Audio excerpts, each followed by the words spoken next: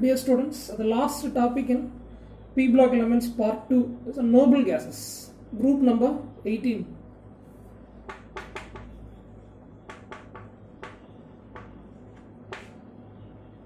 So the last group element in the modern periodic table is called as inert gases, noble gases or rare gases. So this is group number 18.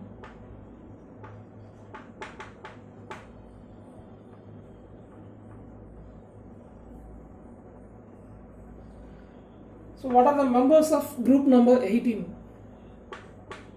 Helium, neon, argon, krypton, xenon, radon. So these 6 elements are collectively known as noble gases or inert gases or rare gases. First one, what is the abundance of noble gases? And all these noble gases are present in atmospheric air.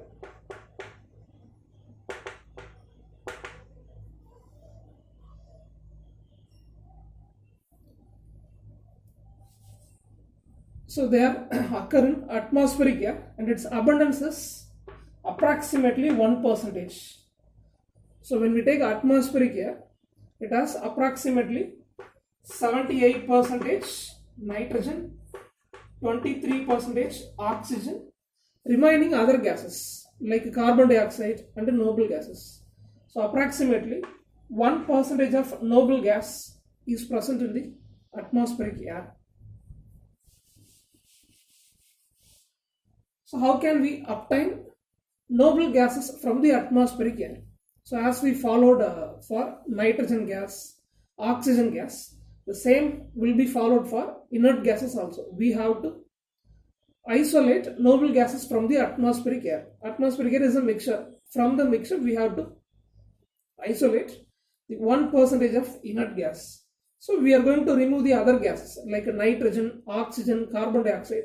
All the other gases have to be removed. So we may follow a fractional distillation of a liquid atmospheric air. So based on that, finally we will get 1% of inert gas. And 1% represents what? All these noble gases are collectively present approximately 1%, not a single entity. Overall 1% is the abundance of inert gases. So after isolating the noble gases from the atmospheric air, we will go for DeVos method. Okay, just to take down in your book. So the method is DeVos method. So we will have a flask. The flask is called a DeVos flask. In the DeVos flask, we will take an adsorbent activated charcoal.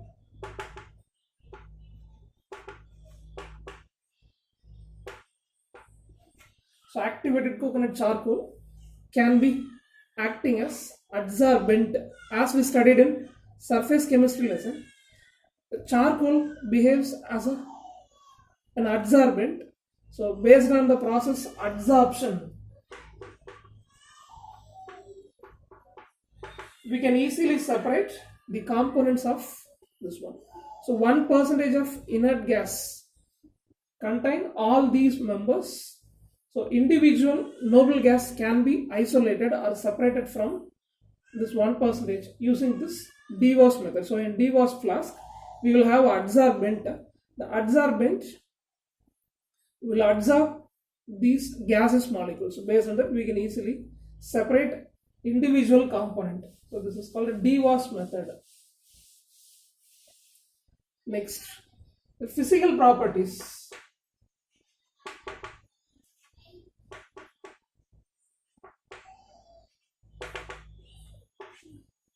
Noble gases are colorless, odorless, tasteless, non-flammable, non-metallic gaseous molecules.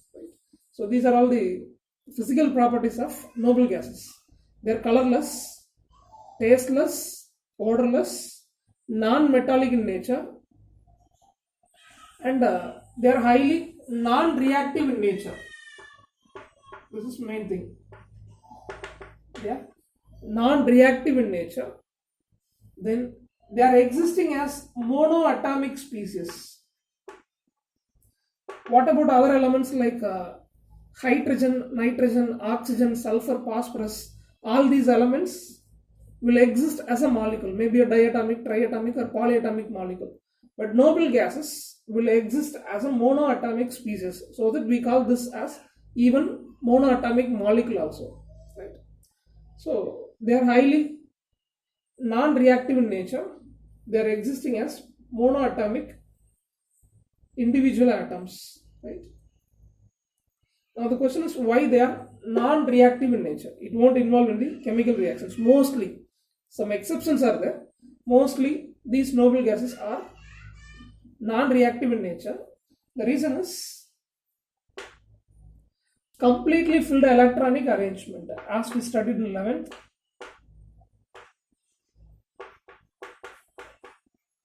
Completely filled electronic arrangement. So when you take first member of noble gas, helium, electronic configuration 1s2. So this has completely filled arrangement, ns2. And the remaining members, neon, argon, krypton, xenon, radon, all these members will have ns2 np6 outermost configuration. Their outermost configuration will be ns2 np6. So this is a completely filled arrangement, so that these elements are present in the extreme right side of modern periodic table. They are in the group number 18 because of this completely filled electronic arrangement in the outermost orbit.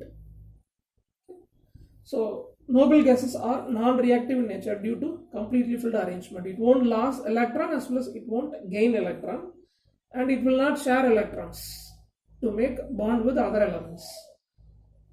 Next, what about atomic radius, ionization potential, electron affinity? We already studied these three periodic properties in 11th portion. Atomic radius, ionization potential, and the electron affinity of noble gases. 1 mark. So left to right atomic size decreases. So when you take a period, gradually atomic size decreases from left to right. So noble gases will have less atomic radius. Then ionization potential, left to right ionization potential increases. So for noble gases or inert gases, ionization potential value will be more.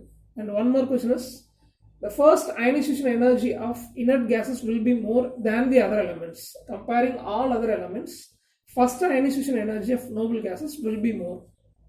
Then electron affinity 0. Next one more question. Electron affinity or electron gain enthalpy of noble gases 0, because it has completely filled electronic arrangement. It won't gain or loss or share the electrons.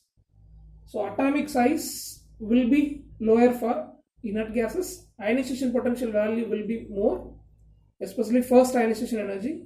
Then electron affinity or electron gain enthalpy value will be 0. It won't accept electron. Then what about variation of atomic size from top to bottom? Take group number 18, helium, neon, argon, krypton, xenon, radon. Top to bottom in a group, gradually atomic size increases. So atomic size increases and the boiling point also increases. So these are all 1 more questions. Next, chemical properties of noble gases.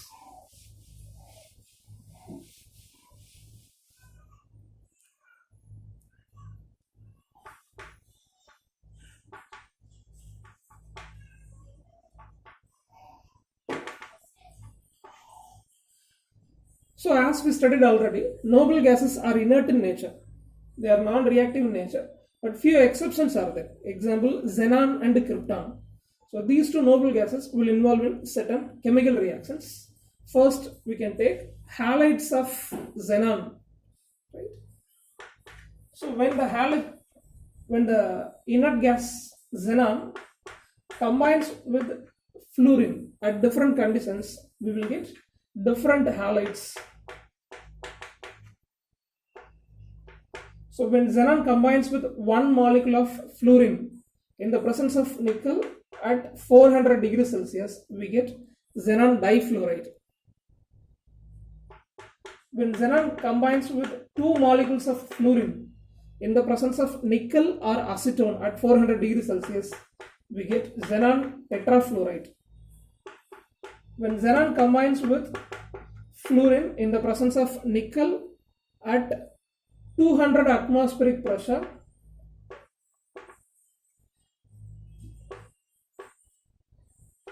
and as usual 400 degrees Celsius, we get xenon hexafluoride. So xenon will combine with the halogen molecules like a fluorine at different conditions to get a different type of halides. Next chemical property, hydrolysis of xenon hexafluoride. The formed xenon hexafluoride can be hydrolyzed.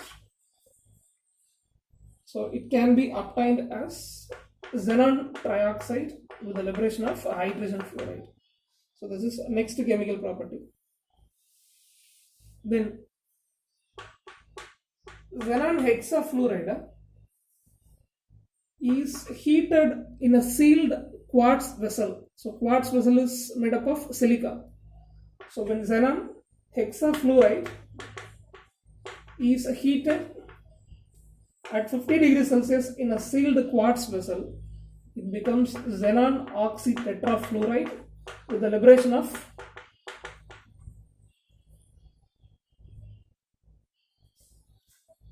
silicon tetrafluoride. So this is silica. So xenon hexafluoride is heated at 50 degrees Celsius in a sealed quartz vessel which is made up of silica. So we get xenon oxyfluoride or oxytetrafluoride, we get silicon tetrafluoride as a byproduct.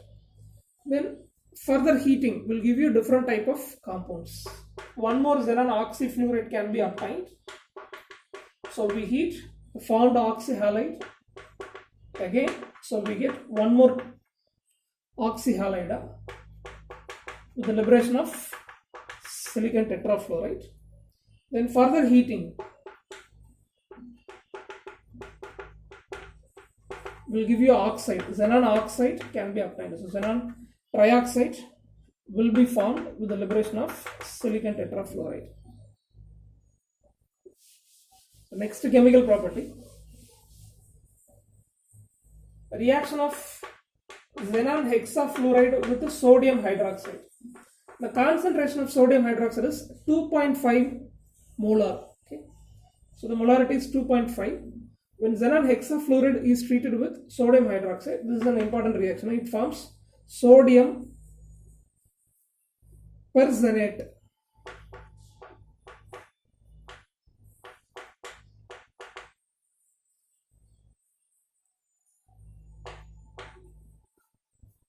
So sodium perxenate is formed along with the liberation of xenon oxygen molecule, sodium fluoride and water. And this is a very good oxidizing agent. Perxenate ion. So this is sodium perxenate compound. Perxenate ion is a very good oxidizing agent. So we take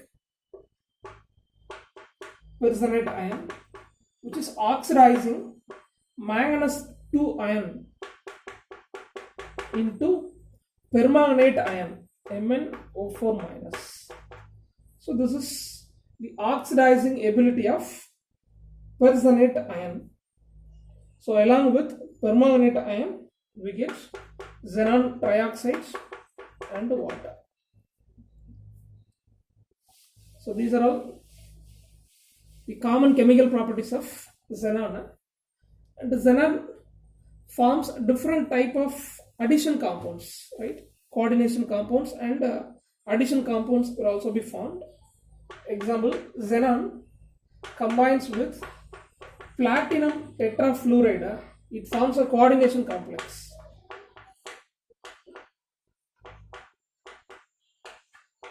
And the complex will have a color orange yellow, and generally this is insoluble in carbon tetrachloride. Xenon halides will form addition compound. You take xenon difluoride when it combines with antimony pentafluoride, it forms addition compound.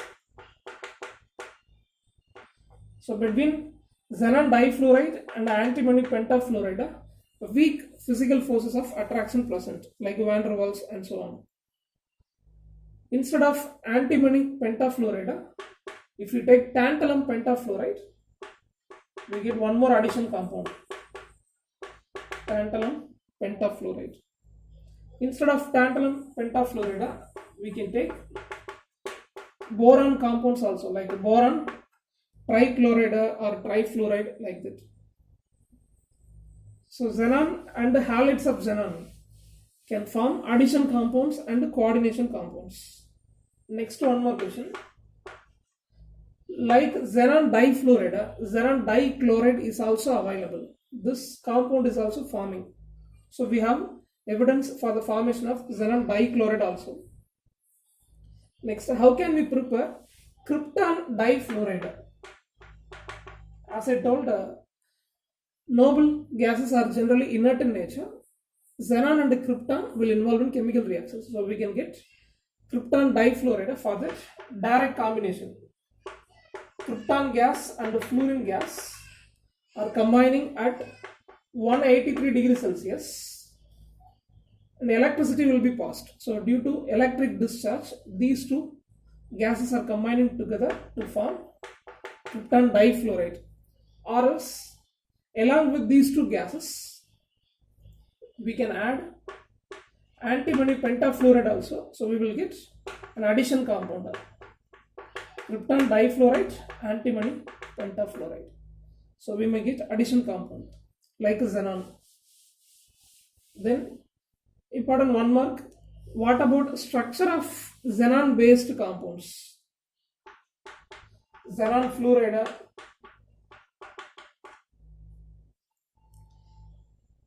xenon tetrafluoride, xenon hexafluoride, then oxyhalides.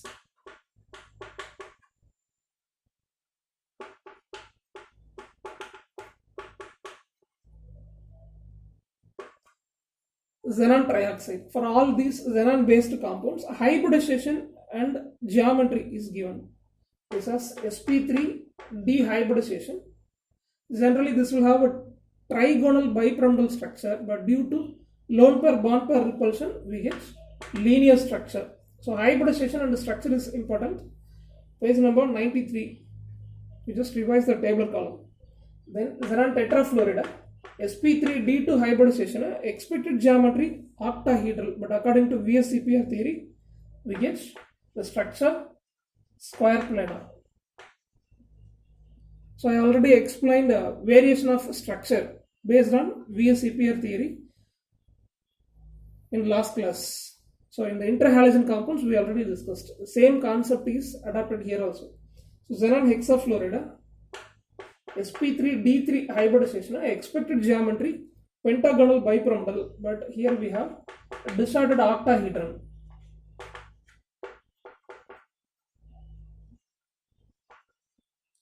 Then xenon oxidifluoride, sp3d2, the structure is T-shaped. Xenon oxide tetrafluoride, sp3d2, expected geometry octahedral, actual geometry square pyramidal. Then xenon trioxide, sp3, expected geometry tetrahedral, but actual geometry pyramidal shape, like ammonia and water. So with this structure of xenon based compounds over, next to uses of noble gases. In page number 93 and 94 they have given uses of helium, neon, krypton, xenon, radon. So at least 1, 2 mark or 3 mark will come for public examination. So just go through and study the uses of noble gases. So with this, lesson number 3 over. Tomorrow we will start lesson number 15, the last lesson of 12th standard. Chemistry in everyday life. Thank you.